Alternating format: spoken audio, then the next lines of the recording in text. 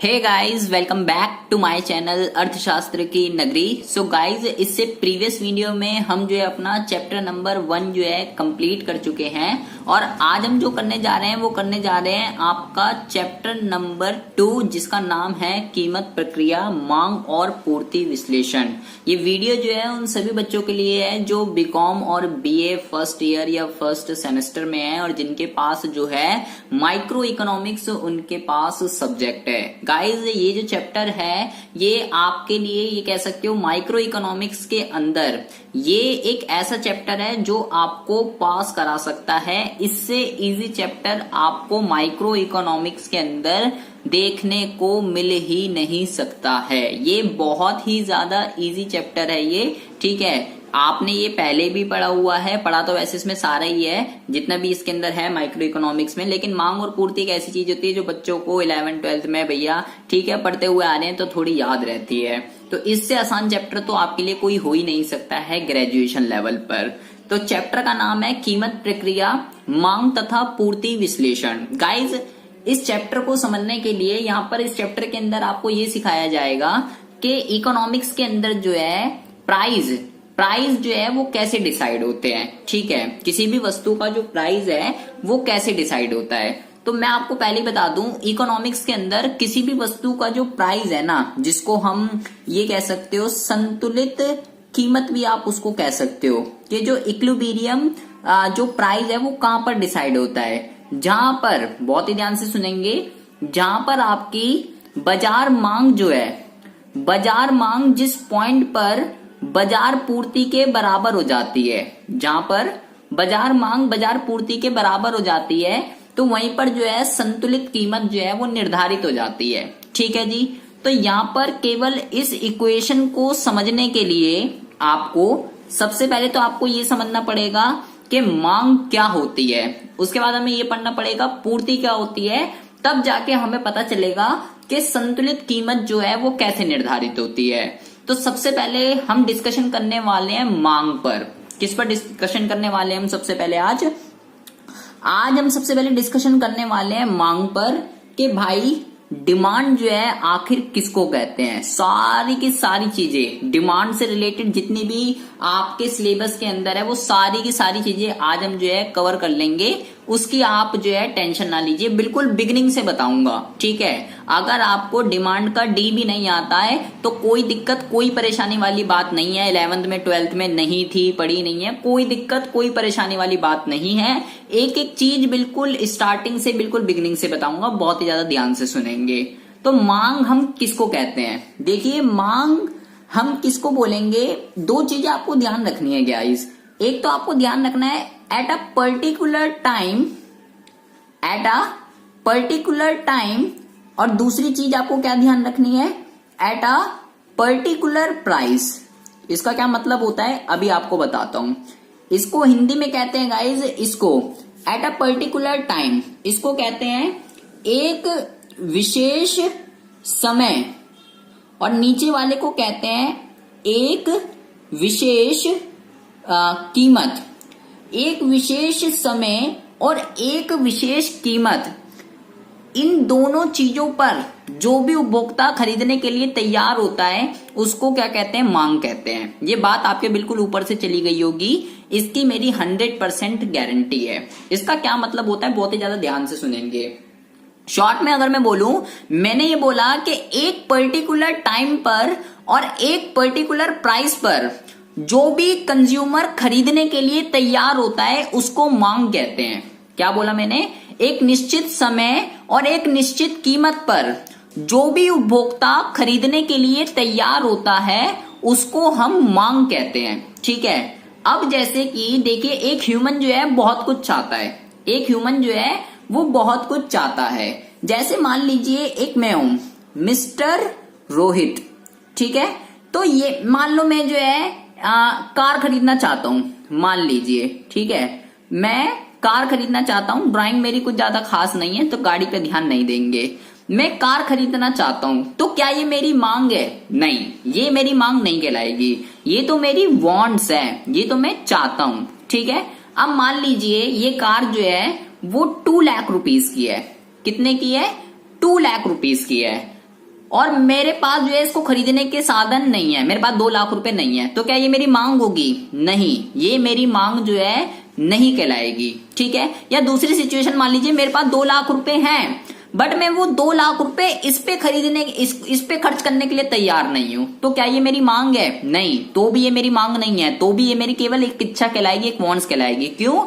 क्योंकि मेरे पास जो पैसे हैं 2 लाख रुपए, मैं इस गाड़ी पर खर्च करने के लिए तैयार नहीं हूं। मैं चाहता हूं मेरे पास कार हो, बट मैं जो पैसे हैं मेरे पास, मैं उन पैसों को इस कार पे खर्च नहीं करना चाहता, तो वो मेरी डिमांड नहीं कहलाएगी। ठीक है। अब फिर से ध्यान से सुनेंगे। अगर मैं एक पर्टिकुलर टाइम पर, गाइज एक पर्टिकुलर टाइम क्या होता है? टाइम डे में भी हो सकता है, वीक में भी हो सकता है, मंथ में भी हो सकता है, क्वार्टरली, हाफ ईयरली, ईयरली, कुछ भी हो सकता है टाइम कि अगर ये कार आज के टाइम पर 2 लाख रुपए की है, मान लीजिए आज जो भी डेट है, ठीक है, मान लीजिए 11 अप्रैल 2020 को, ठीक है, इस महीने तक ये कार जो है 2 लाख रुपए पर बिकेगी।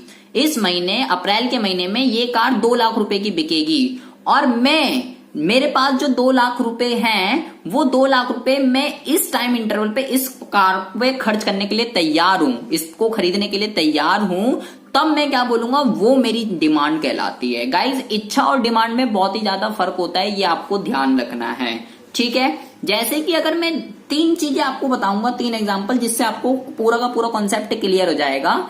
सबसे पहले हम बात करते हैं एग्जाम्पल फर्स्ट की। मान लीजिए मैंने आपसे बोला कि भारत में जो है 1,80,000 कार की मांग है, तो ये गाइज इसको हम मांग नहीं कह सकते। ठीक है। यहां पर मैंने केवल आपको डिमांड बताया है, यहां पर किसी पर्टिकुलर टाइम और एक पर्टिकुलर प्राइस की बात ही नहीं हुई है। मैं तो यहां पे केवल ये बता रहा हूं कि भारत में 1,80,000 की कार की डिमांड होती है। ठीक है। तो क्या ये मांग है? नहीं, ये मांग नहीं कहलाएगी। बात करते हैं एग्जाम्पल 2 की। अगर मैं बोलूं कि भारत में ये कह सकते हो 1 लाख रुपए पर 1,80,000 कार की मांग होती है, तो क्या ये डिमांड कहलाएगी? नहीं, अब भी ये डिमांड नहीं कहलाएगी, क्योंकि अभी यहाँ पे कीमत की तो बात हो गई, लेकिन किसकी बात नहीं हुई? कीमत की तो बात हुई, लेकिन समय अवधि की बात नहीं हुई, तब भी ये डिमांड नहीं कहलाएगी।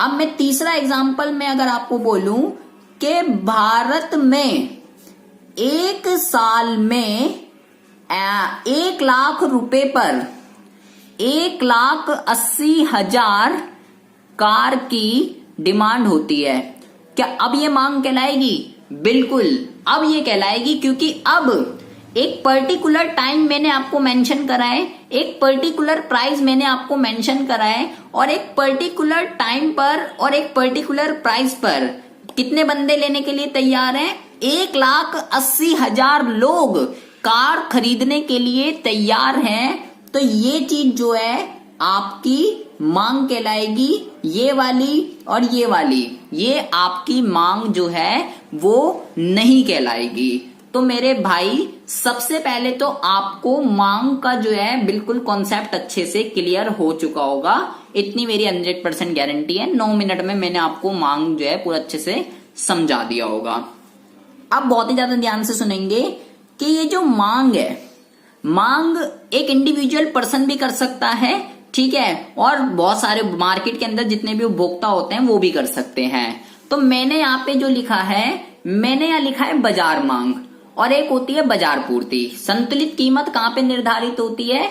जहां पर बाजार मांग बाजार पूर्ति के बराबर होती है। गाइज आपको हमेशा ध्यान रखना है, संतुलित कीमत हमेशा वहां पर डिसाइड नहीं होती जहां पे एक उपभोक्ता की मांग और एक उत्पादक की पूर्ति जहां पर आपस में बराबर हो जाते हैं, वहां पर नहीं। बाजार का मतलब होता है सभी उपभोक्ता, ठीक है। तो यहां पर देखेंगे कि मांग जो है उसको आप 2 कैटेगरी के अंदर आप डिवाइड कर सकते हो। एक तो होती है गाइज व्यक्तिगत मांग, ठीक है गाइज, और एक होती है बाजार मांग। कौन सी? बाजार मांग। एक होती है व्यक्तिगत और एक होती है बाजार। तो गाइज व्यक्तिगत वाले को जो है आप पारिवारिक मांग भी कह सकते हो। एक बंदा या एक फैमिली कितनी डिमांड कर रही है? ठीक है, या एक उपभोक्ता भी कह सकते हो आप इसको, ठीक है, कुछ भी कह सकते हो। एक उपभोक्ता, एक व्यक्ति या एक उपभोक्ता लिखना है यहाँ पर, कितनी डिमांड कर रहा है उसको कहते हैं व्यक्तिगत मांग, इंडिविजुअल। लेकिन बाजार मांग का क्या मतलब होता है? बाजार मांग जो है गाइज, यहाँ पर जब मैं एक उपभोक्ता लिखा है मैंने, यहाँ पर आप सभी उपभोक्ता लिख दीजिए। मतलब कि एक मार्केट के अंदर जितने भी उपभोक्ता होते हैं, अगर हम उसकी बात करें तो वो बाजार मांग है। बाजार मांग को शॉर्ट में ये कहते हैं कि बाजार मांग जो है वो व्यक्तिगत मांग का सम होती है। क्यों?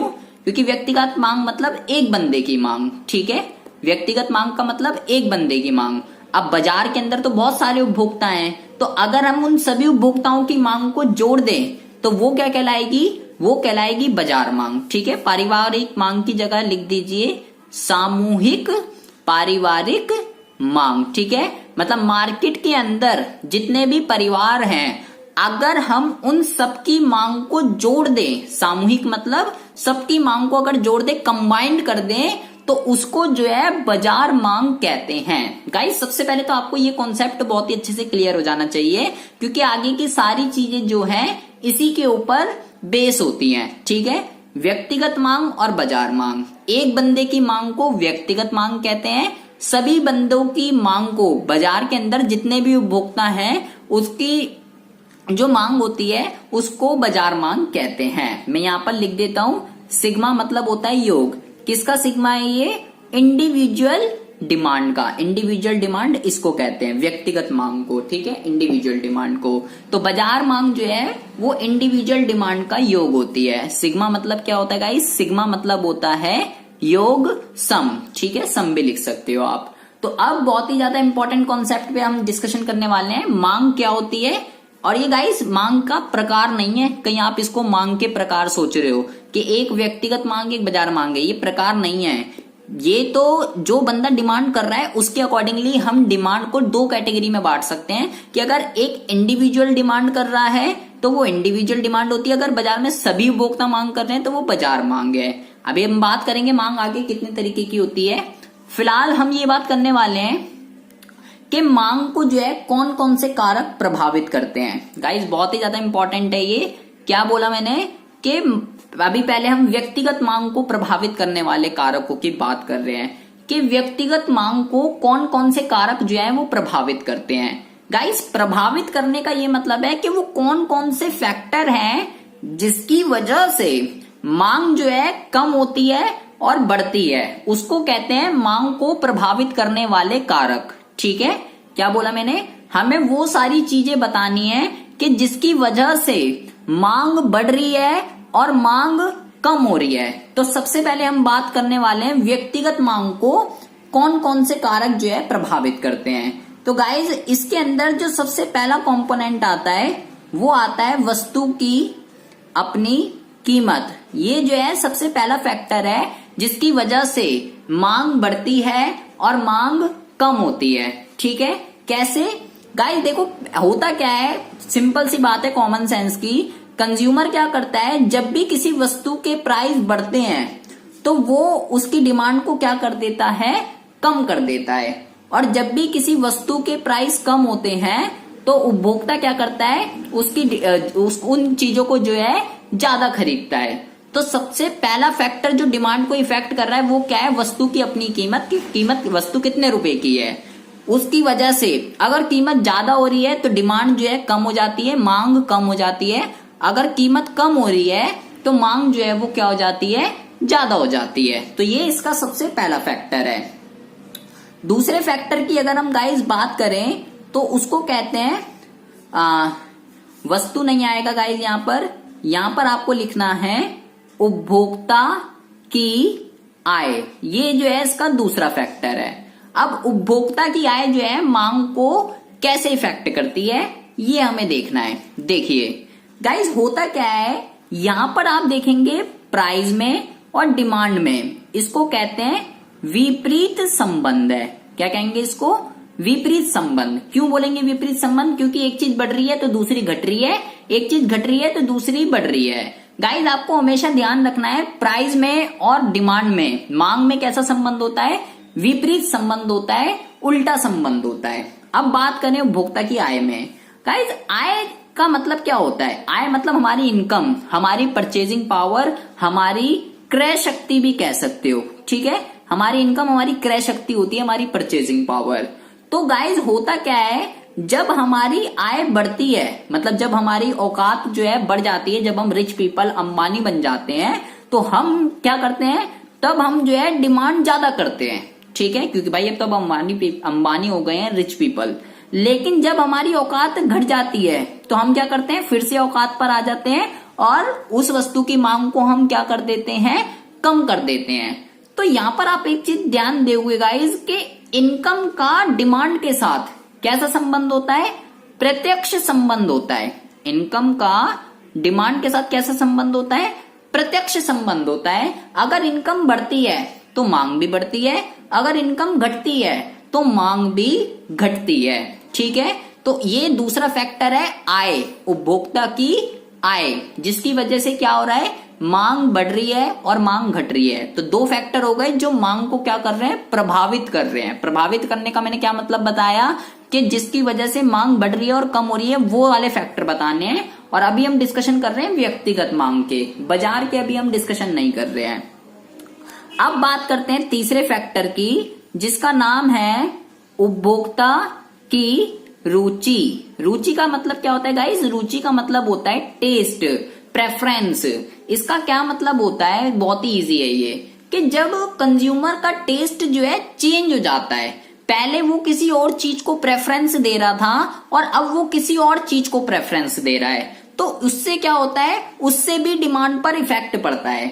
जैसे कि फॉर एग्जाम्पल के लिए मान लीजिए मैं ही हूं मिस्टर रोहित, ठीक है। मैं जो है पहले ब्लैक एंड व्हाइट टीवी जो है पहले देखता था, लेकिन जब से मार्केट के अंदर कलर टीवी जो है आए तो मेरा क्या हुआ, मेरा टेस्ट चेंज हो गया। मैंने क्या करा, मेरा टेस्ट चेंज हो गया, मेरी रुचि चेंज हो गई और मैंने क्या करा, मेरा टेस्ट ब्लैक एंड व्हाइट से कहां पे चला गया, कलर टीवी पे चला गया, ठीक है। तो गाइस इससे क्या हुआ, इससे ये हुआ कि जो भी सफेद और काले टीवी थे ब्लैक एंड व्हाइट, इनकी डिमांड क्या हो गई, इनकी डिमांड तो हो गई कम, लेकिन मेरा टेस्ट अब क्या हो गया, कलर टीवी की तरफ हो गया, तो इनकी डिमांड क्या हो गई, इनकी डिमांड हो गई ज्यादा, ठीक है। तो ये तीसरा फैक्टर है जिसकी वजह से मांग पे क्या हो रहा है, मांग पर प्रभाव पड़ रहा है। मांग कम हो रही है और मांग बढ़ रही है due to taste of a consumer, ठीक है जी। तो तीन फैक्टर मैंने आपको बताए, वस्तु की अपनी कीमत, उपभोक्ता की आय, उपभोक्ता की रुचि।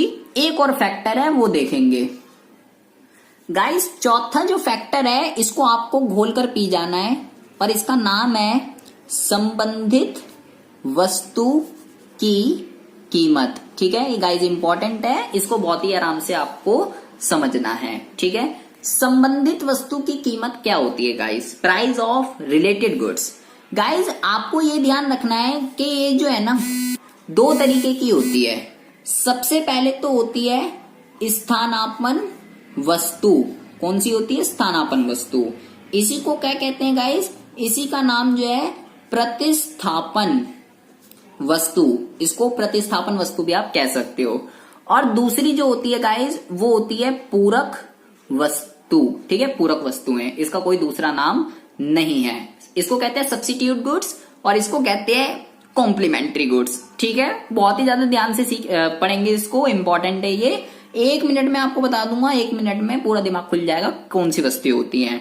गाइज प्रतिस्थापन वस्तुएं कौन सी होती हैं, स्थानापन्न, इसके नाम से ही पता चल रहा है गाइज। स्थानापन्न वस्तुएं वो होती हैं जो एक दूसरे के प्लेस पर यूज होती हैं, एक दूसरे के स्थान पर यूज होती है, ठीक है। जैसे कि चाय और कॉफी। चाय और कॉफी क्या है, एक दूसरे की स्थानापन्न वस्तुएं हैं। और अच्छे से समझना है तो ऐसे समझ लीजिए कि भाई घर वाली और बाहर वाली, ऐसे आपको जो है बहुत ही आराम से समझ में आ जाएगा कि वो जिसको हम एक दूसरे के स्थान पर क्या करते हैं, यूज करते हैं, उसको क्या कहते हैं, स्थानापन्न वस्तुएं। लाइक चाय और कॉफी, ठीक है जी।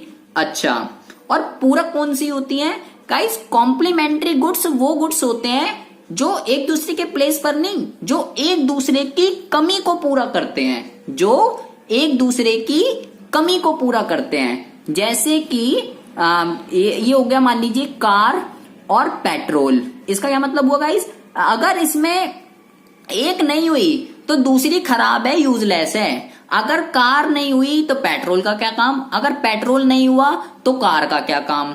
तो ये कैसी वस्तुएं होती हैं, ये होती है पूरक वस्तुएं जो एक दूसरे की कमी को पूरा करती हैं। स्थानापन्न वस्तुएं वो होती हैं जो एक दूसरे के स्थान पर यूज होती है, लाइक घर वाली बाहर वाली। और पूरक वस्तुएं वो होती हैं जो एक दूसरे की कमी को पूरा करती हैं, लाइक कार एंड पेट्रोल। अब मैंने आपको ये क्यों समझाया है गाइस, बहुत ही ज्यादा ध्यान से सुनेंगे। यहां पर क्या होता है गाइस, आपको हमेशा घोल कर पी जाना है ये बात कि जो स्थानापन्न वस्तुएं होती है ना गाइस, इस स्थानापन्न वस्तुओं में जो है गाइस प्रत्यक्ष संबंध होता है। कैसा संबंध होता है, प्रत्यक्ष संबंध होता है। और इधर कैसा संबंध होता है गाइस, इधर जो होता है वो होता है विपरीत संबंध। अभी आपको पूरा समझ में आ जाएगा क्या प्रत्यक्ष और क्या विपरीत है। गाइस प्रत्यक्ष संबंध का मतलब होता है जब सेम डायरेक्शन में जा रहे होते हैं, ठीक है, जब दोनों ही चीजें सेम डायरेक्शन में जा रही होती हैं। और विपरीत का मतलब होता है जब दोनों अपोजिट डायरेक्शन में जा रहे होते हैं। गाइस यहाँ पर क्या होता है, अगर मान लीजिए चाय की कीमत, अगर चाय के प्राइस अगर बढ़ते हैं तो होता क्या है गाइस, तो कॉफी जो है, कॉफी उसका सब्स्टिट्यूट गुड्स है, मैंने अभी आपको ऊपर बताया। तो कॉफी की मांग क्या हो जाएगी, बढ़ जाएगी। और अगर चाय की जो कीमत है अगर वो घटती है तो कॉफी की जो मांग है वो क्या हो जाएगी, कम हो जाएगी। अब ऐसा क्यों होता है गाइस, जब चाय की कीमत बढ़ रही है, जब चाय की कीमत अगर बढ़ रही है तो कॉफी की मांग क्यों बढ़ जाएगी, बहुत ही ज्यादा ध्यान से सुनेंगे, घोल कर पी जाना है आपको कॉफी की तरह। क्योंकि गाइस जब चाय की कीमत बढ़ रही है तो जो भोक्ता पहले चाय पी रहा था वो भोक्ता अब कॉफी पीना शुरू कर देगा, बिकॉज कॉफी सस्ती है एज कंपैरिजन टू चाय। और जब चाय की कीमत अगर घट गई तो कॉफी की मांग घट जाएगी। क्यों, क्योंकि गाइस जो कंज्यूमर कॉफी पी रहा था वो अब क्या करेगा, वो अब चाय पीना शुरू कर देगा। यहां पर वो क्या करेगा, यहां से वो यहां पर आएगा, और इसमें क्या करेगा, यहां से वो यहां पर आएगा। अगर चाय की कीमत बढ़ रही है तो वो कॉफी की तरफ ट्रांसफर होगा, अगर चाय की कीमत घट रही है तो कॉफी वाले चाय की तरफ आएंगे। यहाँ पे चाय वाले कॉफी की तरफ जा रहे हैं और यहाँ कॉफी वाले चाय की तरफ आ रहे हैं। क्यों आ रहे हैं गाइस, इसको कहते हैं गाइस, बहुत ही ज्यादा ध्यान से सुनना है आपको, इसको कहते हैं स्थानापन्न प्रभाव। क्या कहते हैं इसको, स्थानापन्न प्रभाव, सब्स्टिट्यूशन इफेक्ट कहते हैं गाइस इसको। इसलिए ऐसा गाइस, इसलिए सब्स्टिट्यूशन इफेक्ट का ये मतलब होता है कि तुलनात्मक महंगी वस्तु के स्थान पर सस्ती वस्तु का प्रयोग करना। दोबारा सुन लीजिए, तुलनात्मक महंगी वस्तु के स्थान पर, जैसे कि चाय की कीमत बढ़ी, कॉफी की नहीं बढ़ी थी, तो लोगों ने क्या करा, चाय को छोड़कर कॉफी पे आ गए। फिर चाय की कीमत घटी, मतलब कॉफी महंगी हो गई होगी, तो जो कॉफी पी रहा था वो चाय की तरफ आ गया। तो ये क्यों कर रहा है उपभोक्ता, ऐसा उपभोक्ता इसलिए कर रहा है क्योंकि सस्ती वस्तुओं का यूज कर रहा है। वो चाय और कॉफी दोनों को एक दूसरे के प्लेस पर यूज कर सकते हैं, तो दोनों में से जो भी जो सस्ती होगी कंज्यूमर क्या करता है, उसी का यूज करता है। ठीक है, इसको कहते हैं स्थानापन्न प्रभाव। लेकिन यहां पर क्या होता है गाइज, अगर पेट्रोल के प्राइस बढ़ रहे हैं तो कार की जो मांग है क्या हो जाती है, कम हो जाती है। लोग कम खरीदते हैं क्योंकि औकात नहीं होती है पेट्रोल डलवाने की। और जब पेट्रोल जो है कम हो गया तो फिर तो भैया रोज जो है नई नई गाड़ियां निकलती हैं शोरूम से, ठीक है, क्योंकि पेट्रोल सस्ता हो रहा है। यहां पर आप देखोगे गाइज, यहां पर कैसा संबंध है, यहां पर जो है उल्टा संबंध है, विपरीत संबंध है यहाँ पर। ठीक है, दोनों अपोजिट डायरेक्शन में जा रहे हैं। अगर एक चीज बढ़ रही है तो दूसरी घट रही है, अगर एक चीज घट रही है तो दूसरी क्या हो रही है, बढ़ रही है। गाइज इसको कुछ भी नहीं कहते हैं, ठीक है, जैसे इसको स्थानापन्न प्रभाव कहते हैं, तो ऐसा इसका कोई भी नाम नहीं है। ठीक है, तो गाइज ये जा संबंधित वस्तु की कीमत, चौथा पॉइंट, जो व्यक्तिगत मांग को क्या करता है, प्रभावित करता है। तो मैंने आपको क्या बताया, 4 फैक्टर हो गए व्यक्तिगत के। सबसे पहले वस्तु की अपनी कीमत, दूसरा मैंने आपको बताया उपभोक्ता की आय, तीसरा मैंने आपको बताया उपभोक्ता की रुचि, और चौथा मैंने आपको कौन सा बताया, संबंधित वस्तु की कीमत। ठीक है, ये आपको बहुत ही अच्छे से समझ में आ गए होंगे। ये 4 फैक्टर वो हैं गाइस जो व्यक्तिगत मांग को क्या कर रहे हैं, जो व्यक्तिगत मांग को प्रभावित करते हैं। मतलब जब इनके अंदर चेंज आता है तो उससे क्या होता है, डिमांड में भी इफेक्ट पड़ता है, मांग बढ़ती है और घटती है, उसी को कहते हैं प्रभावित होना। ठीक है, अब हम जो डिस्कशन करने वाले हैं वो करने वाले हैं कि बाजार मांग को जो है कौन कौन से कारक प्रभावित करते हैं। क्योंकि मैंने आपको गाइस बताया कीमत जो डिसाइड होती है वो व्यक्तिगत से नहीं होती है, कीमत जो डिसाइड होती है वो बाजार वाली से डिसाइड होती है। ठीक है, और जब तक व्यक्तिगत नहीं निकलेगी तो बाजार भी नहीं निकल सकती, क्योंकि बाजार ही व्यक्तिगत का सम होती है। तो अब बाजार के देखेंगे बाजार को कौन कौन से इफेक्ट करते हैं। गाइज अब हम जो पढ़ने वाले हैं वो पढ़ने वाले हैं कि बाजार मांग को कौन कौन से कारक जो है प्रभावित करते हैं। तो गाइज मैंने आपको बताया कि भाई बाजार जो है वो व्यक्तिगत वाले का जो है वो सम होती है। तो सिंपल सी बात है, घोल कर पी जाना है कि जो व्यक्तिगत को प्रभावित करेंगे वो बाजार को तो प्रभावित करेंगे ही करेंगे। ठीक है, क्योंकि वो उसी का तो सम है। तो गाइज इसके 4 पॉइंट तो यही वाले हैं जो व्यक्तिगत के हैं। सबसे पहला कौन सा है, सबसे पहला है वस्तु की अपनी कीमत। ये आपको यहां पर लिखना है, कोई दिक्कत कोई परेशानी वाली बात नहीं है। दूसरा आपको यहां पर लिखना है उपभोक्ता की आय। ठीक है, तीसरा आपको यहां पर लिखना है उपभोक्ता की रुचि। ठीक है गाइस, उसके बाद चौथा आपको लिखना है यहां पर संबंधित वस्तु की कीमत। 4 तो ये आपको लिखने ही लिखने हैं जो अभी मैंने आपको व्यक्तिगत के अंदर पढ़ा है। अब आपको और कौन कौन से लिखने हैं अगर बाजार मांग को प्रभावित करने वाले कारक आ जाते हैं। तो 5वां गाइज आपको यहां पर कौन सा लिखना है, 5वां आपको यहां पर लिखना है उपभोक्ता की संख्या। क्या लिखना है आपको, उपभोक्ता की संख्या। उपभोक्ता की संख्या के अंदर आपको क्या लिखना है गाइज, मैंने आपको बोला कि जो बाजार मांग है वो सभी उपभोक्ताओं का योग होती है। तो गाइज अगर उपभोक्ता ज्यादा होते हैं, जब उपभोक्ताओं की संख्या ज्यादा होती है तो सिंपल सी बात है मांग ज्यादा होगी, और जब उपभोक्ताओं की संख्या कम होती है तो सिंपल सी बात है बाजार मांग कम होगी। तो ज्यादा उपभोक्ता में बाजार ज्यादा होती है, कम उपभोक्ताओं में बाजार मांग कम होती है, सिंपल सी बात है। अगला पॉइंट देखेंगे, अगला पॉइंट है गाइज आय का वितरण।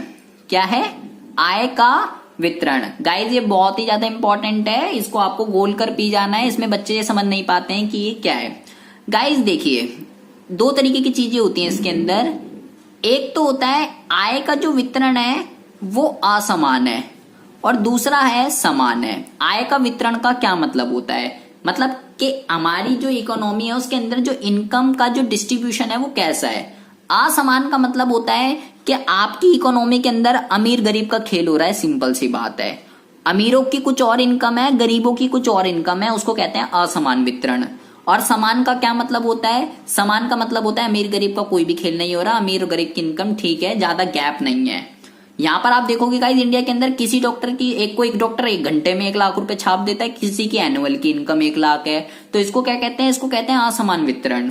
तो गाइज अगर इकोनॉमी के अंदर असमान वितरण होगा तो सिंपल सी बात है लग्जरी गुड्स जो अमीर लोग यूज करते हैं उनकी डिमांड ज्यादा होगी, और जो पुअर करते हैं वो कम होगी। लेकिन अगर समान होगा तो फिर किसकी होगी, फिर जो गरीब यूज करता है उसकी ज्यादा होगी, और जो अमीर यूज करता है उसकी कम होगी। ठीक है, इसमें आपको ये लिखना है, क्या बोला मैंने, कि अगर असमान वितरण है, अमीरों की कुछ और गरीबों की कुछ और इनकम है, तो लग्जरी गुड्स जिसको कहते हैं विलासिता की वस्तुएं या आरामदायक वस्तुएं, उनकी डिमांड ज्यादा होगी। ठीक है, क्योंकि वो अमीर लोग यूज करते हैं, और गरीब जो यूज करता है उनकी डिमांड कम होगी।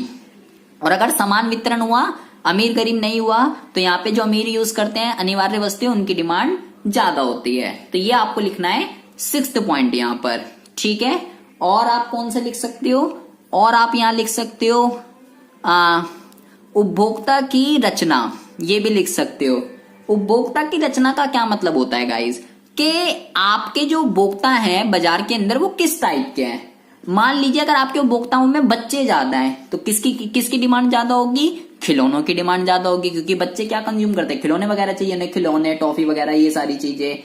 मान लीजिए फीमेल ज्यादा है आपके उपभोक्ताओं में तो क्या चाहिए फिर, वो तो आपको सबको ही पता है, लिपा पोती चाहिए, मेकअप का सामान, तो उसकी डिमांड ज्यादा होगी। और अगर मान लीजिए आपके पास मेल की ज्यादा है तो फिर किस चीज की डिमांड होगी, अब आप बताइए, कमेंट करके। तो भैया सिंपल सी बात है, उन्हें क्या चाहिए, सिगरेट गुटखा ये सारी चीजें चाहिए। तो आपका डिपेंड करता है कि आपके जो उपभोक्ता है वो किस टाइप के हैं, मेल है, फीमेल है, चिल्ड्रन है, सीनियर सिटीजन है, क्या है, आपको उसके अकॉर्डिंग उसकी अकॉर्डिंगली डिमांड क्या होता है देखनी पड़ती है। तो गाइज अगर बाजार मांग के आ जाए तो आपको ये सारे लिखने हैं। अगर आ जाए व्यक्तिगत वाले के तो केवल 4, व्यक्तिगत के गाइज केवल 4 होते हैं और बाजार के जो है 7 होते हैं। ये आपको घोलकर पी जाना है, ठीक है। अच्छा जी, सो गाइज अगला जो हमारा टॉपिक है वो है मांग के प्रकार। हमने ये पढ़ लिया मांग क्या होती है, हमने ये पढ़ लिया व्यक्तिगत बाजार क्या होता है और किसको कौन कौन से कारक जो है वो प्रभावित करते हैं। अब हमें ये पढ़ना है कि मांग कितने तरीके की होती है, मांग के प्रकार, ठीक है। गाइस देखो मैंने अभी आपको बताया कि व्यक्तिगत मांग को 4 प्रभावित करते हैं, 4 फैक्टर, वस्तु की अपनी कीमत, उपभोक्ता की आय, उपभोक्ता की रुचि और संबंधित वस्तु की कीमत। गाइस इसमें केवल जो एक फैक्टर है उपभोक्ता की रुचि, टेस्ट वाला जो मैंने आपको बताया प्रेफरेंस, केवल ये एक ऐसा फैक्टर है जिसको गाइस हम मेजर नहीं कर सकते हैं कि कंज्यूमर जो है किस चीज को ज्यादा प्रेफरेंस दे रहा है, किस चीज को कम प्रेफरेंस दे रहा है, उसका क्या टेस्ट है, इस चीज को मेजर नहीं किया जा सकता। लेकिन अभी मैंने आपको बताया कीमत और मांग में विपरीत संबंध होता है, आय और मांग में कैसा संबंध होता है, ठीक है, आय और मांग में प्रत्यक्ष होता है। संबंधित वस्तु का भी मैंने आपको ये बताया कि अगर स्थानापन्न है तो प्रत्यक्ष होगा और अगर पूरक है तो विपरीत होगा। तो इन सबको तो हम मेजर कर सकते हैं, लेकिन केवल उपभोक्ता की जो रुचि वाला है केवल उसको मेजर नहीं कर सकते। तो उसके अकॉर्डिंगली गाइस होता क्या है, मांग जो है गाइस 3 तरीके की होती है, बहुत ही ज्यादा ध्यान से सुनेंगे। मांग जो है वो 3 तरीके की होती है। एक तो होती है गाइस कीमत मांग, एक तो होती है कीमत मांग, दूसरी जो होती है गाइस वो होती है आय मांग, ठीक है। और जो तीसरी होती है गाइस उसको जो कहते हैं, एक तो कहते हैं तिरछी, क्या कहते हैं, एक तो कहते हैं तिरछी मांग या इसको आप जो है आड़ी मांग भी कह सकते हो, ठीक है। 3 तरीके की मांग होती है, ठीक है। अब क्यों ये 3 तरीके की, क्योंकि 4 फैक्टर थे, एक को हम मेजर नहीं कर सकते, बाकी 3 को तो कर सकते हैं। तो गाइज आपको जो है ये पता होना चाहिए कीमत मांग जो है क्या बताती है, कीमत मांग जो है आपको क्या बताती है। गाइज कीमत मांग आपको ये बताती है, सिंपल सी बात है, कीमत मांग आपको कीमत और मांग इसके बीच में संबंध को बताती है। किसमें बताती है, कीमत और मांग में क्या संबंध आ रहा है। यहां पर क्या होता है गाइस, अब बचा कौन कौन से, यहां पर बच गया आय, यहां पर बच गया रुचि और तीसरा जो था वो था संबंधित वस्तु, ये लग गया। तो गाइस मांग, कीमत मांग आपको क्या बताती है, कीमत मांग आपको ये बताती है कि कीमत और मांग में क्या संबंध है। जबकि जो ये वाले फैक्टर हैं इसको जो है अगर स्थिर माना जाए, मतलब ये जो है जैसे पहले थे ये बिल्कुल वैसे ही रहने चाहिए, इनमें कोई भी चिन्ह नहीं आना चाहिए। तो कीमत में बदलने से मांग में क्या इफेक्ट आएगा उसको कीमत मांग कहते हैं, ठीक है गाइस। अब बात करें अगर आय मांग की, इसके नाम से पता चल रहा है, आय मांग आपको ये बताएगी कि आय और मांग में क्या संबंध है, कि आय बढ़ने से या आय कम होने से मांग पर जो है उसका क्या इफेक्ट पड़ रहा है। अब यहां पर क्या होगा, यहां पर आपका जो है कीमत और रुचि और तीसरा कौन है, संबंधित वस्तु, यहां पे इन तीनों फैक्टर को क्या रखा जाएगा, स्थिर माना जाएगा, मतलब इनमें कोई भी चिन्ह नहीं आना चाहिए। ये जैसे पहले थे ये अब भी बिल्कुल वैसे के वैसे ही रहने चाहिए। तो आय मांग आपको ये बताएगी कि आय और मांग में कैसा संबंध है, ठीक है। उपभोक्ता की आय और वस्तु की मांग में जो संबंध को दर्शाती है उसको आय मांग कहते हैं। वस्तु की कीमत और वस्तु की मांग में जो संबंध को दर्शाती है उसे कीमत मांग कहते हैं, जबकि अन्य फैक्टर अगर स्थिर रहते हैं। अभी मैं बताऊंगा इसका क्या मतलब होता है स्थिर रहने का, मतलब ये जैसे पहले थे ये वैसे ही रहने चाहिए, ठीक है। और तिरछी मांग, तिरछी या आड़ी मांग, सिंपल सी बात है ये संबंधित वस्तु से रिलेटेड है। तो यहां पर क्या होता है गाइज, यहां पर जो है ये संबंधित, ये आपको जो है तिरछी और आड़ी मांग क्या बताती है कि कीमत में चेंज होने से संबंधित वस्तु में जो है क्या सा परिवर्तन हो रहा है, ठीक है। उनकी मांग बढ़ रही है या मांग कम हो रही है, कीमत में चेंज होने से, वो तिरछी या आड़ी मांग बताती है। यहाँ पर कौन कौन से फैक्टर स्थिर रहेंगे? वस्तु की अपनी कीमत, उपभोक्ता की रुचि और उपभोक्ता की आय। ये तीनों फैक्टर यहाँ पर जो है स्थिर रहते हैं।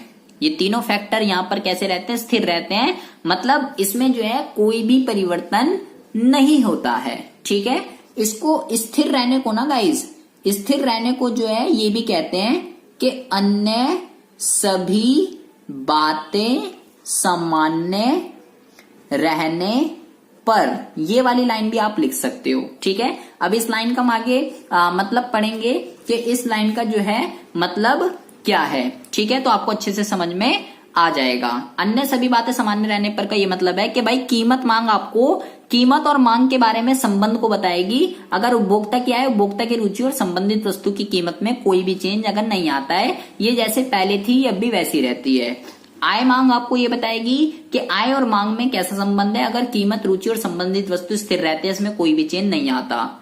और तिरछी या आड़ी मांग आपको ये बताती है कि कीमत में चेंज होने से संबंधित वस्तु की मांग पर क्या इफेक्ट पड़ रहा है, कैसा संबंध है, वो तिरछी या आड़ी मांग बताती है अगर कीमत, रुचि और आय स्थिर रहते हैं। ठीक है जी, अच्छा जी, तो ये तो हो गई आपकी मांग के प्रकार। ठीक है, 3 तरीके की मांग होती है। चौथी क्यों नहीं होती? उपभोक्ता की रुचि, क्योंकि हम उसको मेजर नहीं कर सकते, सिंपल सी बात है। ये आपको जो है अच्छे से समझ में आ जानी चाहिए। तो चलते हैं हम अपने अगले टॉपिक की तरफ। गाइज, अगले टॉपिक का नाम है हमारा मांग फलन। डिमांड फंक्शन जो है किसको कहते हैं? गाइज, इससे आसान टॉपिक इस चैप्टर के अंदर कोई भी नहीं हो सकता। सारी अगर पीछे की चीजें आपको अच्छे से समझ में आ गई है ना, अगर पीछे की चीजें आपको अच्छे से समझ में आ गई हैं, तो आपको जो है इसको समझने में कोई भी दिक्कत, कोई परेशानी नहीं होनी चाहिए। मैंने आपको ये बोला कि भाई चाहे व्यक्तिगत मांगो चाहे बाजार मांगो, दोनों मांगों को बहुत सारे फैक्टर जो है प्रभावित करते हैं। जैसे कि अभी हमने पीछे पढ़ा, व्यक्तिगत को करते हैं 4 और बाजार को करते हैं 7। ठीक है, तो बस कुछ नहीं करना आपको। मांग फलन क्या है? आपको ये लिखना है कि किसी वस्तु की मांग को, बहुत ही ज्यादा कान खोलकर सुनेंगे मैं क्या बोल रहा हूं, किसी वस्तु की मांग को बहुत सारे कारक जो है प्रभावित करते हैं। ठीक है, अगर हम उसे एक समीकरण में रख देते हैं तो उसको मांग फलन कहते हैं। बस हो गया आपका आंसर। क्या बोला मैंने? किसी वस्तु की मांग को बहुत सारे कारक जो है प्रभावित करते हैं। ठीक है, अगर हम उसे एक समीकरण में रख देते हैं तो उसको मांग फलन कहते हैं। देखिए, बिल्कुल बस इसको लिखने का तरीका देख लीजिए। ठीक है, इसको लिखते कैसे हैं? इसको आप ऐसे लिख सकते हो कि DA is equal to F, DA is equal to F. ठीक है, और मैंने यहां लिख दिया A B C D E F। अब आप ये मत बोलना कि ABCD लिख रहा है, अभी बता दूंगा इसका मतलब क्या है। 1 2 3 ABCDEF और यहां लिख दीजिए G। ठीक है, ये हो गया। अब गाइज मैंने अब ये ABCDGF ये क्या है? मैंने आपको ये बोला कि किसी वस्तु की मांग को बहुत सारे कारक प्रभावित करते हैं। अगर मैं उसको एक इक्वेशन में रख दूं तो वो मांग फलन कहलाएगा। तो बस मैंने क्या करा, मैंने उन सभी जो 7 के 7 फैक्टर थे, मैंने उनको ABCDEFGH से क्या कर दिया, रिप्रेजेंट कर दिया। भाई मैंने यहाँ पे ये लिख दिया कि जो A है वो किसको दिखा रहा है? वो दिखा रहा है वस्तु की अपनी कीमत। ठीक है, जो B है वो किस चीज को दिखा रहा है? वो दिखा रहा है जी उपभोक्ता की आय को। और जो C है वो दिखा रहा है उपभोक्ता की रुचि को। जो D पॉइंट है वो किसको दिखा रहा है? वो दिखा रहा है संबंधित वस्तु की कीमत को। ठीक है, जो E पॉइंट है वो किसको दिखा रहा है? वो दिखा रहा है उपभोक्ता की संख्या को। ठीक है, जो F पॉइंट है वो दिखा रहा है उपभोक्ता की रचना को। बस ऐसे लिख दिया मैंने सारा का सारा। उपभोक्ता क्या है? उपभोक्ता की रुचि, उपभोक्ता की आय, उपभोक्ता की रुचि, वस्तु की अपनी कीमत, संबंधित वस्तु की कीमत। और जो G पॉइंट है ये किसको दिखा रहा है? ये दिखा रहा है आय के वितरण को। बस मेरा काम हो गया। और यहाँ पर ये भी लिखना है ये DA और ये F क्या है। मैंने ये वाले सारे तो लिख दिए कि ये क्या है, कि भाई मैंने बोला किसी वस्तु की मांग को बहुत सारे कारक प्रभावित करते हैं, ये 7 थे, और मैंने उसे एक इक्वेशन में रख दिया। यही वाली जो इक्वेशन है, इसी इक्वेशन को क्या कहेंगे? इसी इक्वेशन को कहेंगे मांग फलन। ठीक है, तो मैंने इनको तो रिप्रेजेंट कर दिया, लेकिन ये D और F क्या है गाइस? ये F जो है इसको कहते हैं फलन, फंक्शन। मतलब मांग फलन जो है मांग और उसको प्रभावित करने वाले कारकों के बीच फलनात्मक संबंध बताता है, फंक्शनल रिलेशनशिप। ठीक है, एफ है फलन और ये जो डीए है, डीए क्या है गाइस, ये एज मान लीजिए ए वस्तु की मांग, ऐसे लिख देना है आपको, बस हो गया। इसको क्या बोलेंगे, इसको बोलेंगे मांग फलन। क्या बोलेंगे इसको, इसको बोलेंगे मांग फलन। ठीक है, तो ये हो गया। अब क्योंकि अगर मैंने तो यहाँ पे सारे लिख दिए गाइज, अगर मैं इसको केवल इतना लिखता DA is equal to F A B C D, मतलब वस्तु की अपनी कीमत, उपभोक्ता क्या है, उपभोक्ता की रुचि और संबंधित वस्तु की कीमत। अगर मैं केवल ये 4 लिखता, अगर मैं केवल ये वाले 4 लिखता तो ये 4 किसके हैं, ये व्यक्तिगत के हैं। तो गाइज ये क्या कहलाता, तो ये कहलाता व्यक्तिगत मांग फलन। ठीक है, और फिर वही लिख देते केवल ये 4 कि ए से क्या है, बी से क्या है, सी से क्या है, डी से क्या है। और अगर गाइज मैंने ये सारे के सारे लिख दिए A B C D E F G, आप गाइज इसको किसी भी चीज से रिप्रेजेंट कर सकते हो। ठीक है, ऐसा नहीं है A B C D F G H, P A P B Y T X Y Z, किसी भी चीज से आप इसको रिप्रेजेंट कर सकते हो। बट आपको नीचे मेंशन करना पड़ेगा कि मैंने ये वाला अल्फाबेट जो है या ये वाला सिंबल जो है मैंने इस चीज को रिप्रेजेंट करने के लिए लिया है, ये आपको मेंशन करना पड़ेगा। अगर मैं सारे के सारे लिख दूं तो ये क्या कहलाएगा, ये कहलाएगा बाजार मांग फलन। क्या कहलाएगा, बाजार मांग फलन। तो मांग फलन क्या होता है कि किसी वस्तु की मांग को बहुत सारे कारक जो है प्रभावित करते हैं। अगर मैं उसे एक इक्वेशन में रख दूं तो मांग फलन कहलाता है। There are 2 type, first is व्यक्तिगत मांग फलन एंड सेकंड वन इज बाजार मांग फलन।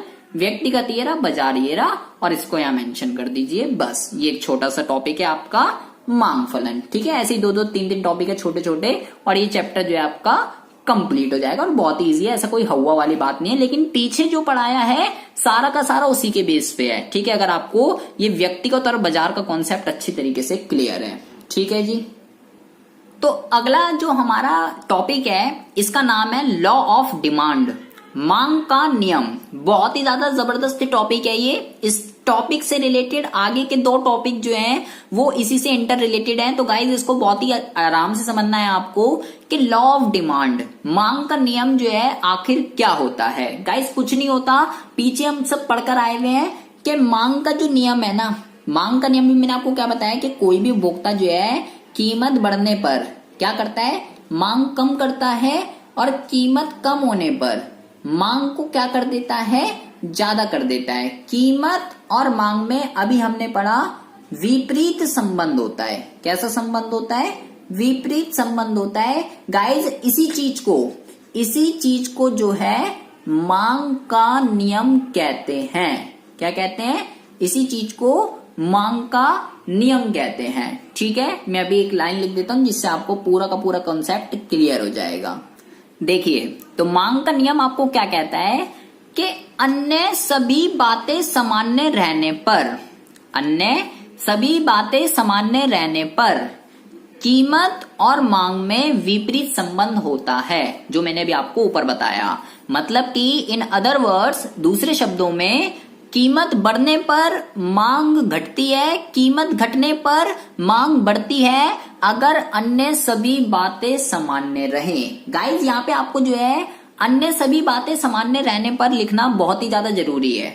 ये अन्य सभी बातें सामान्य रहने का क्या मतलब होता है, मैंने अभी आपको पीछे बताया कि जो चीजें जैसी थी वैसी रहनी चाहिए। मतलब कि मैंने आपको बताया कि बाजार मांग को 7 फैक्टर इफेक्ट करते हैं, बाजार मांग को 7 फैक्टर इफेक्ट करते हैं।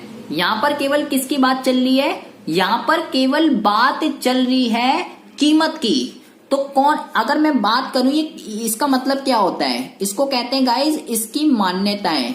किसकी, मांग के नियम की मान्यताएं, या ये जो अन्य सभी बातें सामान्य रहने पर लिखा है इसका क्या मतलब होता है, मांग के नियम की मान्यताएं या ये अन्य सभी बातें सामान्य रहने पर का क्या मतलब होता है। इसका ये मतलब होता है गाइस के उपभोक्ता की आय, उपभोक्ता की रुचि, तीसरा जो था वो था संबंधित वस्तु की कीमत, ये तीसरा था। चौथा जो था वो था आपका उपभोक्ता की संख्या, ठीक है। पांचवा जो था आपका वो था आय का वितरण, ठीक है। और अगला था आपका क्या कहते हैं, उपभोक्ता की रचना, ठीक है। ये सारे मैंने आपको बताए थे। तो गाइज अन्य सभी बातें सामान्य रहने पर का क्या मतलब होता है कि जो ये सारे फैक्टर हैं, उपभोक्ता की आय, उपभोक्ता की रुचि, संबंधित वस्तु की कीमत, इनमें जो है कोई परिवर्तन, इनमें जो है कोई परिवर्तन नहीं होना चाहिए। आपको ये लिखना है कि अगर मान लो आपसे वो क्वेश्चन में पूछ लेता है कि मांग के नियम की मान्यताएं बताइए, मांग के नियम की मान्यताएं बताइए, तो आपको क्या लिखना है, उपभोक्ता की आय में कोई परिवर्तन नहीं, उपभोक्ता की रुचि में कोई परिवर्तन नहीं, संबंधित वस्तु की कीमत में कोई परिवर्तन नहीं, उपभोक्ता की संख्या में कोई परिवर्तन नहीं। आपको इन 6 के आगे बस केवल कोई परिवर्तन नहीं होना चाहिए ये लिख देना है बस। इसी को मांग की नियम की मान्यताएं कहते हैं कि भाई कीमत बढ़ने पर मांग तभी घटेगी और कीमत घटने पर मांग तभी बढ़ेगी अगर ये 6 के 6 फैक्टर जैसे पहले थे अब भी बिल्कुल वैसे के वैसे ही रहने चाहिए, तभी लॉ ऑफ डिमांड अप्लाई होता है। अगर इसमें से किसी में लागू नहीं होगा, मान लीजिए कीमत भी बढ़ गई और आपकी इनकम भी बढ़ गई, तो कीमत बढ़ने से मांग घटती है, लेकिन अगर आपकी इनकम भी बढ़ गई तो मांग नहीं घटेगी, सिंपल सी बात है। तो ये फैक्टर जैसे पहले थे अब भी वैसे ही रहनी चाहिए, तभी लॉ ऑफ डिमांड अप्लाई होता है। इस लाइन का मतलब यही है, अन्य सभी बातें सामान्य रहने पर, ठीक है। अगर वो वैसे मांग के नियम की मान्यताएं पूछता है कि मांग का नियम क्या होता है, मांग का नियम आपको ये बताता है कि अन्य सभी बातें सामान्य रहने पर कीमत और मांग में विपरीत संबंध होता है, ठीक है जी। तो ये आपको जो है अच्छे से समझ में आ गया होगा कि what is law of demand and what are the assumptions of law of demand, ठीक है गाइज। अगले टॉपिक का नाम है हमारा मांग के नियम के अपवाद। मांग के नियम के अपवाद का क्या मतलब होता है गाइज, इसका ये मतलब है, अभी मैंने आपको बताया कि कीमत और मांग में विपरीत संबंध होता है, कीमत बढ़ने पर मांग घटती है, कीमत घटने पर मांग बढ़ती है, ठीक है। लेकिन अपवाद का मतलब होता है एक्सेप्शंस। क्या मतलब होता है, एक्सेप्शंस, कि जहां पर ये नियम लागू नहीं होता कि कीमत बढ़ने पर मांग नहीं घटेगी और कीमत घटने पर मांग नहीं बढ़ेगी, उसको कहते हैं मांग के नियम के अपवाद। क्या बोलते हैं उसको, मांग के नियम के अपवाद। तो ऐसी कौन कौन सी वस्तुएं होती हैं जहां पर मांग का नियम जो है लागू नहीं होता, या वो कौन कौन सी सरकमटेंसेज हैं। तो गाइज यहाँ पर जो सबसे पहली वस्तु आती है वो आती है अनिवार्य वस्तुएं। कौन सी आती है, अनिवार्य वस्तुएं। गाइज अनिवार्य वस्तु के अंदर जैसे सबसे पहले तो आती है नमक। नमक जो है गाइज ये हमारे लिए एक अनिवार्य वस्तु है, क्योंकि इसके बिना गुजारा नहीं है, चाहे इसकी कीमत कितनी भी क्यों ना हो, क्योंकि गाइज इसका कोई सब्स्टिट्यूट नहीं है, इसकी कोई स्थानापन्न वस्तु नहीं है कि नमक के जगह में कुछ और यूज कर लूंगा। अगर नमक की थैली आपको अभी 200 रुपए की भी मिलेगी ना, तब भी हम उसको खरीदेंगे ही खरीदेंगे, लेकिन अगर चीनी 200 मिलने लगे तो नहीं खरीदेंगे। क्यों, क्योंकि चीनी का सब्स्टिट्यूट है, लोग गुड़ और बताशे यूज करने लगेंगे। तो गाइज ऐसी चीज जिसका कोई सब्स्टिट्यूट नहीं होता और जिसके बिना गुजारा नहीं है, चाहे उसकी कीमत कुछ भी क्यों ना हो, हम उसको खरीदते हैं, उसको अनिवार्य वस्तु कहते हैं।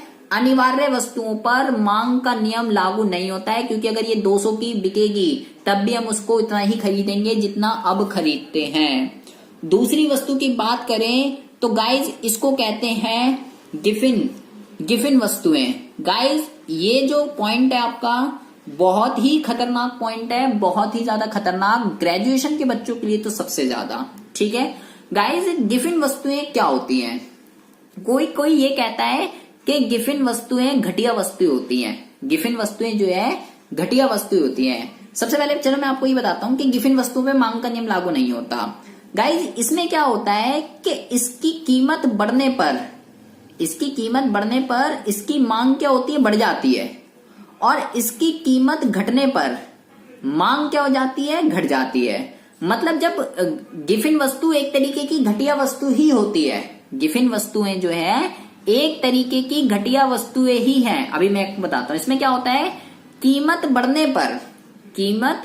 बढ़ने पर यहां पर क्या होता है, कीमत बढ़ने पर इनकी मांग जो है बढ़ जाती है और कीमत घटने पर इनकी मांग घट जाती है, उनको गिफिन वस्तुएं कहते हैं। ठीक है, यहां पर जो है मांग का नियम लागू नहीं होता।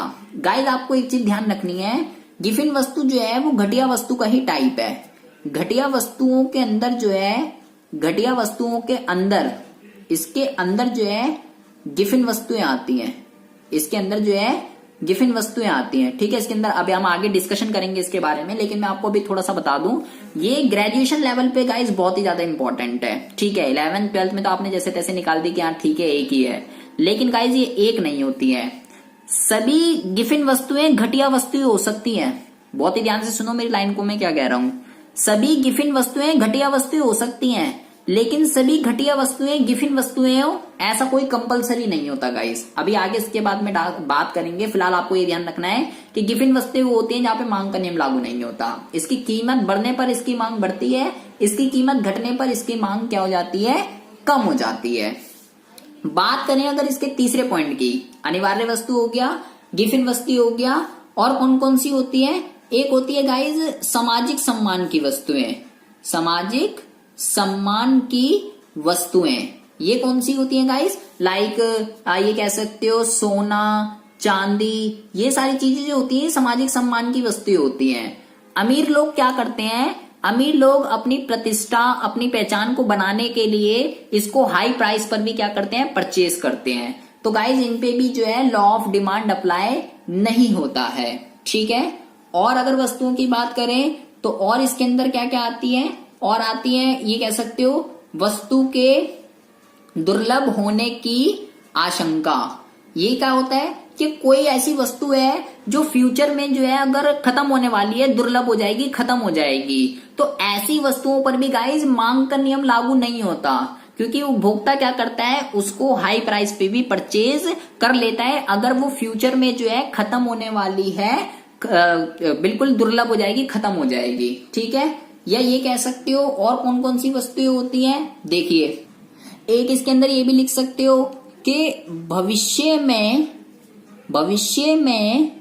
कीमत बढ़ने की संभावना, कि अगर उपभोक्ता को ये लगता है, जैसे टीवी पे इंफॉर्मेशन आ जाती है कि भाई प्याज जो है अब परसों से कल से जो है 200 रुपए किलो मिलेगी, 150 रुपए किलो मिलेगी, तो क्या करती है मम्मी 5-5 10-10 किलो लाकर पहले ही रख देती है। तो गाइस जब किसी गुड्स की फ्यूचर में जो है प्राइस बढ़ने वाले होते हैं, उनकी बढ़ने की पॉसिबिलिटी होती है, तो ऐसे कंडीशन में भी मांग का नियम जो है लागू नहीं होता है। ये 5 पॉइंट है जिसको कहते हैं मांग के नियम के अपवाद।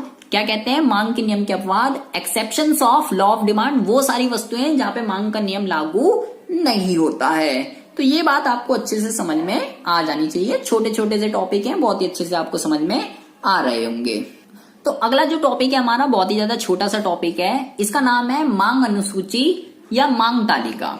ठीक है, मैंने आपको भी क्या बताया, हमने मांग फलन पढ़ा। मांग फलन क्या है कि किसी वस्तु की मांग को बहुत सारे कारक प्रभावित करते हैं, अगर हम उसे एक इक्वेशन में रख देते हैं तो मांग फलन कहलाता है। अब ऐसी एक और चीज है, इसको कहते हैं मांग अनुसूची और मांग तालिका। एग्जाम के पॉइंट ऑफ व्यू से गाइस ये बहुत ही ज्यादा इंपॉर्टेंट है, आपको इसको बहुत ही अच्छे से कर जाना है। मांग अनुसूची क्या है गाइस, मांग अनुसूची को मांग तालिका भी कहते हैं। ये एक टेबल होती है, ये एक टेबल होती है जो आपको ये बताती है, देखिए मान लीजिए मैंने यहाँ पे लिखा कीमत और यहाँ पे मैंने लिख दिया मांग। ठीक है, तो मान लीजिए मैंने यहाँ लिखा 1 2 3 4। ठीक है, कीमत क्या हो रही है, कीमत आपकी बढ़ रही है, 1 2 3 4 5। तो अगर कीमत बढ़ रही है तो मांग क्या होगी, मांग घटेगी, 20 15 10 5। तो बस यही चीज आपकी क्या कहलाती है गाइस, यही चीज आपकी कहलाती है मांग अनुसूची। फिर दोबारा से डेफिनेशन सुनेंगे, क्या बोल रहा हूं, गोल कर पी जाना है। मांग अनुसूची एक ऐसी तालिका है, मांग अनुसूची एक ऐसी तालिका है जो आपको ये बताती है कि वस्तु की विभिन्न कीमतों पर, वस्तु की विभिन्न कीमतों पर लाइक 1 2 3 4 उपभोक्ता उसकी कितनी कितनी मात्रा खरीदने के लिए तैयार है। क्या बोला मैंने, मांग अनुसूची एक ऐसी तालिका है जो आपको ये बताती है कि वस्तु की विभिन्न कीमतों पर उपभोक्ता उसकी कितनी कितनी मात्रा खरीदने के लिए तैयार है, उसको मांग अनुसूची कहते हैं। ठीक है, अब मैंने आपको क्या बताया, क्योंकि भाई अगर व्यक्तिगत कर रहा है तो व्यक्तिगत वाली होती है, बाजार वाली होता है बाजार। तो ऐसे ये भी दो तरीके की होती है, ऐसे ही ये भी दो तरीके की होती है। देखिए अगर मैं गाइज इसको, ये तो मांग अनुसूची हो गई, मान लीजिए मैं ऐसे इसको बना दूं कि ये हो गया कीमत, ठीक है, और मैंने जो है यहाँ पे लिखा मांग, और मैंने जो है एक लिख दिया ए उपभोक्ता, एक लिख दिया बी उपभोक्ता और एक लिख दिया सी उपभोक्ता। तीन तरीके के उपभोक्ता ले लिए मैंने के तीन उपभोक्ता है मार्केट के अंदर, ठीक है गाइस। कीमत मैंने ले ली 1 2 3 4, मान लीजिए मैंने यहाँ ले लिया 20 15 10 5 10 8 7 6 6 5 4 3। कीमत बढ़ रही है तो सिंपल सी बात है मांग क्या होगी, मांग घटेगी। तीन तरीके के उपभोक्ता लिए हैं गाइस मैंने अलग अलग, ए बी और सी, ठीक है। तो ये क्या कहलाएगी गाइस, ये मेरी कहलाएगी व्यक्तिगत मांग अनुसूची। क्या कहलाएगी, व्यक्तिगत मांग अनुसूची। क्यों कहलाएगी ये, क्योंकि ये एक इंडिविजुअल के बारे में बता रही है कि भाई अगर कीमत 1 2 3 4 है तो ए उपभोक्ता उसकी कितनी कितनी मात्रा खरीद रहा है। अगर कीमत 1 2 3 4 है तो बी उपभोक्ता उसकी कितनी कितनी मात्रा खरीद रहा है। अगर 1 2 3 4 कीमत है तो सी उसकी कितनी कितनी मात्रा खरीद रहा है। इसलिए ये क्या है, ये एक व्यक्तिगत मांग अनुसूची है। व्यक्तिगत मांग अनुसूची क्या है कि भाई एक ऐसी तालिका है जो ये बताती है कि वस्तु की विभिन्न कीमतों पर एक उपभोक्ता उसकी कितनी कितनी मात्रा खरीदने के लिए तैयार है। वस्तु की विभिन्न कीमतों पर एक उपभोक्ता वस्तु की कितनी कितनी मात्रा खरीदने के लिए तैयार है, वो व्यक्तिगत मांग अनुसूची है। तो अगर मुझे बात करनी हो बाजार वाले की, अगर मुझे बात करनी हो बाजार की, तो मैंने अभी आपको पीछे ही बताया कि ये जो है किसका सम होती है, ये जो है व्यक्तिगत का सम होती है। तो अब मैं यहाँ पे लिखूंगा मांग, और मैं क्या करूंगा, बाजार में जितने भी उपभोक्ता थे ए बी सी, तीन उपभोक्ता थे, तीनों को ऐड कर दूंगा इनकी डिमांड को। 20 10 6 30 36 ये आ जाएगा। 15 और 8 24 और ये कितना हो जाएगा 29। 17 और 4 21, 11 और 3 14। तो ये अब कौन सी बन गई गाइस, अब ये बन गई बाजार वाली। क्यों गाइस ये बाजार वाली क्यों बन गई, क्योंकि मैंने क्या करा, बाजार के अंदर जितने भी उपभोक्ता थे ए बी सी, तीनों का क्या कर दिया, योग कर दिया, सम कर दिया। तो अब की बार ये क्या बन गई, अब की बार ये बन गई बाजार मांग अनुसूची। क्या बन गई, बाजार मांग अनुसूची। बाजार मांग अनुसूची एक ऐसी तालिका होती है जो आपको ये बताती है, बाजार मांग अनुसूची एक ऐसी तालिका होती है जो आपको ये बताती है कि वस्तु की विभिन्न कीमतों पर, अब की बार आपको लिखना है सभी उपभोक्ता। ऊपर मैंने आपको क्या बोला था, एक उपभोक्ता, लेकिन यहाँ पर क्या लिखना है, सभी उपभोक्ता वस्तु की कितनी कितनी मात्रा खरीदने के लिए तैयार हैं, वो आपको जो है बाजार मांग अनुसूची आपको बताती है। ठीक है जी, अच्छा जी। तो ये वाला कॉन्सेप्ट किसका है आपका, ये आपका मांग अनुसूची और मांग तालिका का। ठीक है, सिंपल सा है कि एक ऐसी तालिका है जो ये बताएगी वस्तु की विभिन्न कीमतों पर उसकी कितनी कितनी मात्रा खरीदेगा उपभोक्ता। एक खरीदेगा, एक की वाली में बताएगी तो वो व्यक्तिगत है, और सभी उपभोक्ताओं का बताएगी तो वो बाजार मांग है। सिंपल सी बात, ऐसी कोई झमेला इसमें हुआ नहीं है। तो अगला जो टॉपिक है गाइज हमारा, इसका नाम है मांग वक्र। बहुत ही ज्यादा सिंपल सा है, कोई ऐसा हुआ नहीं है। पिछला आपको समझ आ गया, मांग वक्र कुछ नहीं है गाइज। आपको ये लिखना है मांग वक्र जो है, मांग वक्र जो है वो मांग अनुसूची, मांग अनुसूची का चित्रीय प्रस्तुतिकरण, चित्रीय प्रस्तुतिकरण है। मतलब कि demand curve is a graphically representation of demand schedule. बस मतलब कि मैंने जो पीछे टेबल बनाई है, अगर मैं उसको कर्व बना दूं, अगर मैं उसका कर्व बना दूं तो क्या बन जाएगा, तो मांग वक्र बन जाएगा। ठीक है, देखिए अगर मैं व्यक्तिगत मांग वक्र बनाऊं, अगर मैं व्यक्तिगत मांग वक्र बनाऊं, मतलब ए बी सी डी वाले, वो वाले अलग अलग उपभोक्ताओं के, तो वो होगा व्यक्तिगत मांग वक्र, व्यक्तिगत बन जाएगा। और अगर मैं बाजार वाली को कन्वर्ट करूं तो बाजार वाली का बन जाएगा। ये हो गई एक्स एक्सिस, ये हो गई वाई एक्सिस, ये हो गई जीरो। गाइज यहाँ पर लिखते हैं कीमत और यहाँ पर लिखते हैं मांग। ठीक है, यहाँ लिखते हैं कीमत और यहाँ पर क्या लिखते हैं, मांग। ठीक है, तो तो मांग वक्र कैसे बनता है गाइस? मांग वक्र बनता है आपका कुछ इस तरीके का, ठीक है।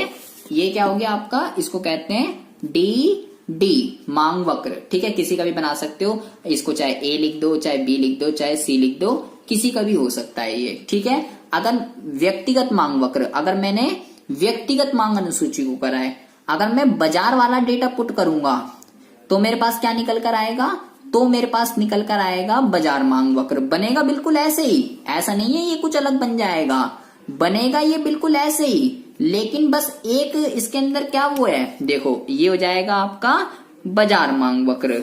लेकिन इन दोनों में डिफरेंस क्या है, इन दोनों में डिफरेंस ये है, अब बहुत ध्यान से सुनेंगे। अब देखो a प्लस बी प्लस सी, अब की बार मैंने a प्लस बी प्लस सी लिखा है, लेकिन यहाँ पे मैंने क्या लिखा है, या तो ये a का हो सकता है या b का या c का, ठीक है। अलग अलग बना सकते हो, मान लो ये a का था और फिर b का भी बना दिया, c का भी बना दिया, ठीक है। जैसे कि देखो ये तो हो गई बात इसकी। अगर मैं गाइज इस डेटा को पुट करूं, अगर मैं इस डेटा को पुट करूं इस वाले को, तो मेरा बनेगा बाजार मांग अनुसूची। और अगर मैं इस डेटा को पुट करूं तो सॉरी, अगर मैं इस डेटा को पुट करूंगा तो बनेगा बाजार मांग वक्र, और अगर मैं इस डेटा को पुट करूंगा तो मेरा बनेगा व्यक्तिगत मांग वक्र। सिंपल सी बात है भाई। मांग वक्र क्या है, मांग वक्र जो है वो मांग अनुसूची का चित्रीय प्रस्तुतिकरण है। तो अगर मैं बात करूं व्यक्तिगत मांग वक्र की, व्यक्तिगत मांग वक्र व्यक्तिगत मांग अनुसूची का चित्रीय प्रस्तुतिकरण है। और बात करूं बाजार मांग वक्र की, तो बाजार मांग वक्र जो है वो बाजार मांग अनुसूची का चित्रीय प्रस्तुतिकरण है। इस लाइन को जो मैंने अभी बोली है घोल कर पी जाना है आपको, और कुछ नहीं करना। और एग्जाम के पॉइंट ऑफ व्यू से ये चीज आपके लिए बहुत ही ज्यादा इंपॉर्टेंट है, एग्जाम में ये आ जाती है, ठीक है जी। तो मांग वक्र क्या दिक्कत क्या परेशानी होती है, ये आपको गाइज अच्छे से समझ में आ जानी चाहिए। Demand curve is a graphically representation of demand schedule, ठीक है। दो तरीके का होता है, व्यक्तिगत भी हो सकता है, बाजार भी। अगर व्यक्तिगत वाली को कन्वर्ट करोगे तो व्यक्तिगत मांग वक्र बनता है, अगर बाजार वाली को कन्वर्ट करोगे तो बाजार मांग वक्र निकल कर आता है, ठीक है जी। तो अगला जो हमारा टॉपिक है गाइस, इसका नाम है मांग वक्र के दाहिनी ओर ढालू होने के कारण। मतलब ये ऐसे ही क्यों बना, ऐसे ही क्यों बना, या इसको ये भी कह सकते हो कि कीमत और मांग में विपरीत संबंध क्यों होता है। कीमत और मांग में जो है वो विपरीत संबंध क्यों होता है, कीमत बढ़ने पर क्यों होता है, कीमत बढ़ने पर मांग क्यों घट जाती है, कीमत घटने पर मांग क्यों बढ़ जाती है, इसको आप ऐसे भी समझ सकते हो। और ये एग्जाम के पॉइंट ऑफ व्यू से गाइस बहुत ही ज्यादा इंपॉर्टेंट है कि मांग वक्र दाहिनी और ढालू क्यों होता है। तो बहुत ही ज्यादा ध्यान से सुनेंगे। अभी मैंने आपको बताया था, सबसे पहले तो गाइस एक तो होता है स्थानापन्न प्रभाव। मैं आपको भी पीछे ही बता चुका हूं कि तुलनात्मक महंगी वस्तु के स्थान पर सस्ती वस्तु का प्रयोग करना स्थानापन्न प्रभाव कहलाता है। उपभोक्ता क्या करता है, दोनों में से जो भी चीज सस्ती होती है उसका यूज करता है, जिसकी वजह से मांग वक्र जो है वो दाहिनी ओर जो है ढालू हो जाता है।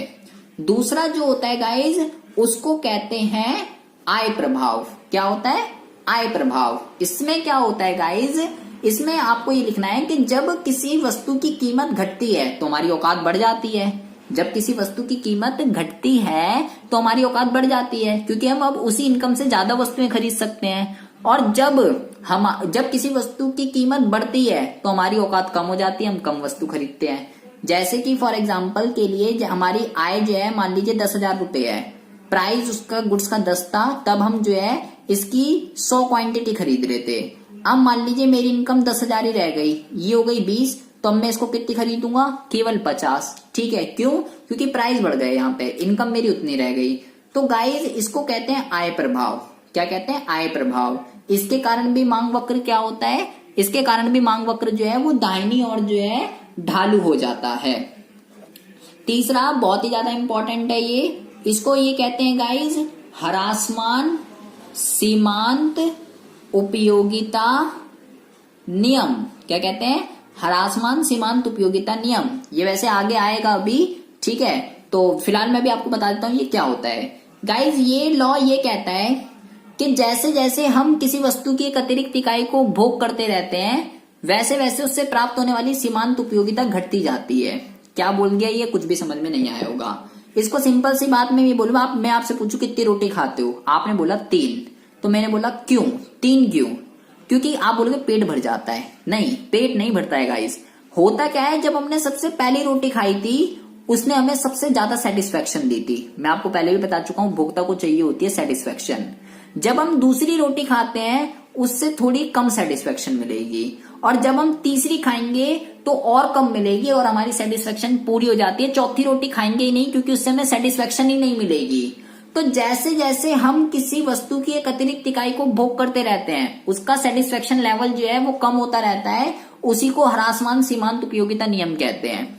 तो अगर मैं आपसे बोलूं कि आज चॉकलेट खाने की शर्त लग गई, कौन कितनी चॉकलेट क्या पिज्जा खाएगा, तो हम चॉकलेट या पिज्जा खाना, या मान लो गोलगप्पे, हम गोलगप्पे खाना बंद क्यों कर देते हैं? भाई 10 के 3 है, 10 के खा लिए, 20 के खा लिए, 30 के खा लिए, फिर एक टाइम पे हम उसको मना कर देते हैं कि बस भाई अब हो गया। तो क्यों मना कर देते हैं? मान लो हमने 9 गोलगप्पे खा के उसको मना कर दिए, 10वां क्यों नहीं खाएंगे? क्योंकि सेटिस्फेक्शन नहीं मिलेगी अब 10वां खाने से। और उसको ही ह्रासमान सीमांत उपयोगिता नियम कहते हैं। जो सबसे पहला खाया था उससे हमें सबसे ज्यादा सेटिस्फेक्शन मिली, दूसरे से थोड़ी कम मिली, तीसरे से और कम, चौथे से और कम, 5वें से और कम, और ऐसे करते करते 9वें से सबसे कम मिली। 9वें से हमें जो है सबसे कम सेटिस्फेक्शन मिली, उसी को ह्रासमान सीमांत उपयोगिता नियम कहते हैं। तो भाई जब कंज्यूमर को पता है कि अगली जो मैं यूटिलिटी कंज्यूम करने वाला हूं उससे मुझे कम उपयोगिता मिलेगी, तो सिंपल सी बात है उसके लिए वो हमेशा कम प्राइस देने के लिए तैयार होगा। ये बात अभी आपको थोड़ी ऊपर से जा रही होगी, लेकिन अभी आगे समझ में आ जाएगी, आगे इस पे हम पूरा डिस्कशन करने वाले हैं। फिलहाल आपको ये ध्यान रखना है कि ह्रासमान सीमांत उपयोगिता नियम क्या होता है। इसके कारण जो है मांग वक्र दाहिनी और ढालू होता है। ठीक है, अच्छा, और इसलिए होता है, और यहाँ पे लिखेंगे उपभोक्ता की संख्या। क्या लिखेंगे? उपभोक्ता की संख्या। अब इसका क्या मतलब होता है गाइस? उपभोक्ता की संख्या का क्या मतलब होता है? जब किसी वस्तु की कीमत कम होती है ना गाइस, जब किसी वस्तु की कीमत कम होती है तो उससे क्या होता है, उसके उपभोक्ता बढ़ते हैं। क्यों बढ़ते हैं? क्योंकि जो उपभोक्ता पहले उसको नहीं खरीद पा रहा था, अब वो उपभोक्ता भी क्या करता है, उसको परचेज कर लेता है। और जब किसी वस्तु की कीमत बढ़ती है तो क्या होता है, जो पहले खरीद रहा था वो भी अब उसको खरीदना बंद कर देता है। तो उपभोक्ता की संख्या की वजह से भी मांग वक्र क्या होता है, दाहिनी और ढालू होता है। और एक और लिखेंगे इसके अंदर, इसको कहते हैं गाइस वस्तु के विभिन्न प्रयोग। वस्तु के विभिन्न प्रयोग, कि जब एक ही चीज जो है कई सारे यूज में काम आती है। जैसे दूध है भाई, मक्खन में काम आएगा, और आपका जो है दही में काम आएगा, पनीर में काम आएगा, बहुत जगह काम आएगा। ठीक है, दूध का जो है दही में काम आएगा, पनीर में काम आएगा, मक्खन में काम आएगा, इन सब चीजों में काम आता है। तो जब दूध के प्राइस कम होंगे, जब दूध के प्राइस कम होंगे तो इन चीजों की डिमांड बढ़ेगी, सिंपल सी बात है। तो दूध की मांग क्या हो जाएगी, बढ़ जाएगी। तो जब एक ही चीज मल्टीपल चीजों के लिए काम आती है तो वहां पर क्या होता है, इस चीज की वजह से भी मांग वक्र दाहिनी और ढालू होता है। ये गाइस थोड़ा इंपॉर्टेंट है, थोड़ा ऊपर से गया होगा आपके, लेकिन अगर आपको पीछे वाली चीज अच्छे से समझ में आ गई है, हाँ ठीक है, ये वाला आपका थोड़ा ऊपर से चला गया होगा और यहाँ पर ये भी थोड़ा ऊपर से चला गया होगा, लेकिन उसकी कोई दिक्कत वाली बात नहीं, रिवाइंड करके देखोगे आपको अच्छे से समझ में आ जाएगा। तो ये है कि मांग वक्र के दाहिनी और ढालू होने के कारण मांग वक्र क्यों दाहिनी और ढालू होता है।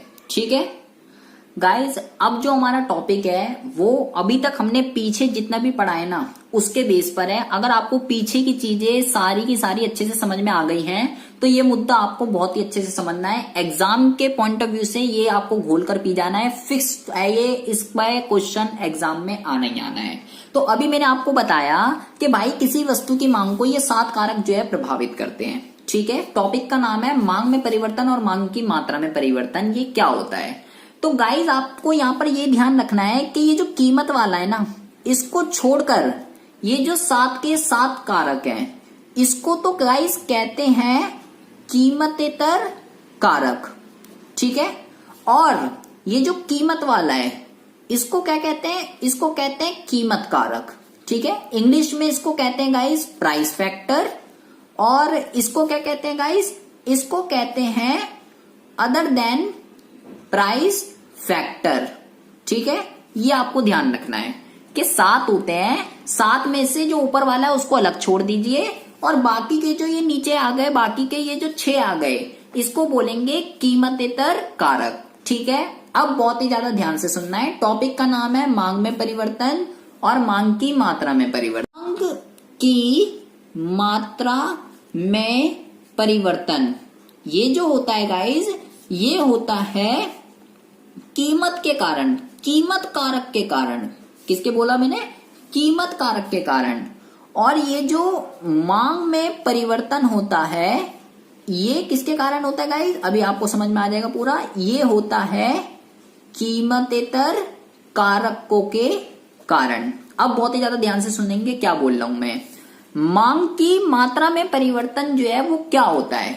जब मांग में परिवर्तन कीमत में चेंज होने की वजह से होता है, और ये फैक्टर ऐसे के ऐसे ही रहते हैं। मतलब ये कीमतेतर कारक जब अन्य सभी बातें सामान्य रहती हैं, ये वाली 6 की 6, और केवल कीमत में चेंज होने से जब मांग में चेंज आता है, मांग में परिवर्तन आता है, तो उसे मांग की मात्रा में परिवर्तन कहते हैं। बहुत ही ज्यादा कंफ्यूजिंग है ये बच्चों का, बहुत ही कंफ्यूजिंग।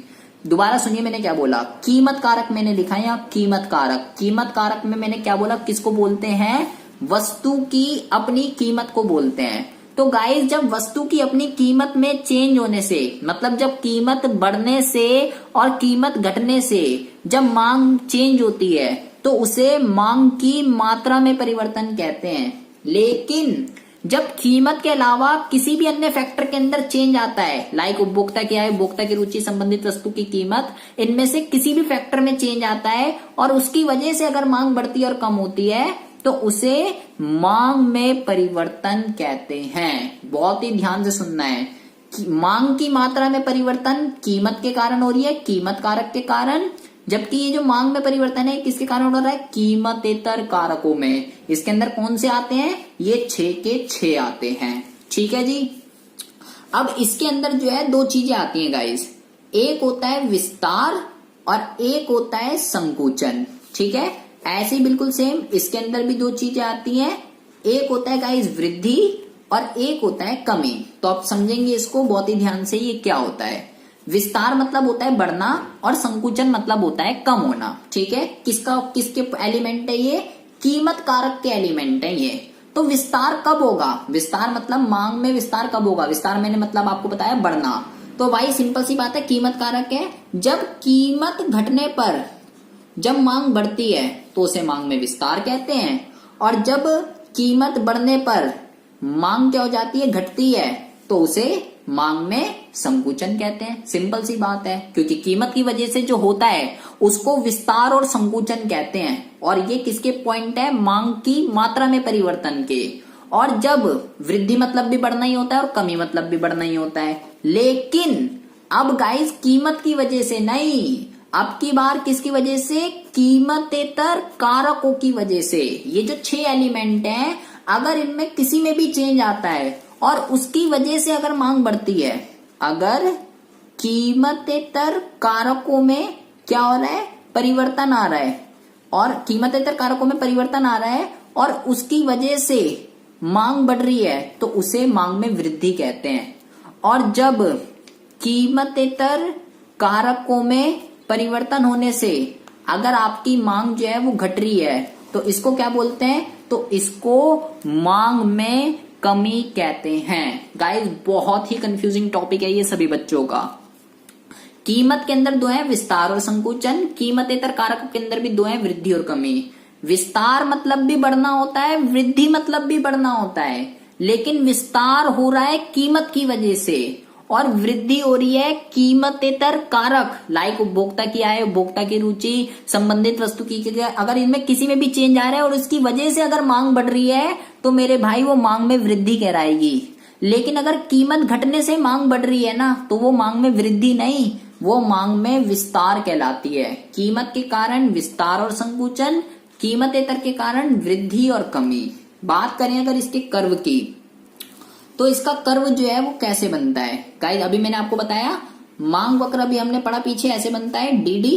ठीक है, तो गाइस अगर हमें विस्तार को दिखाना है तो आपको कुछ नहीं करना, इस तरफ एरो कर देना है और यहाँ आपको लिख देना है विस्तार।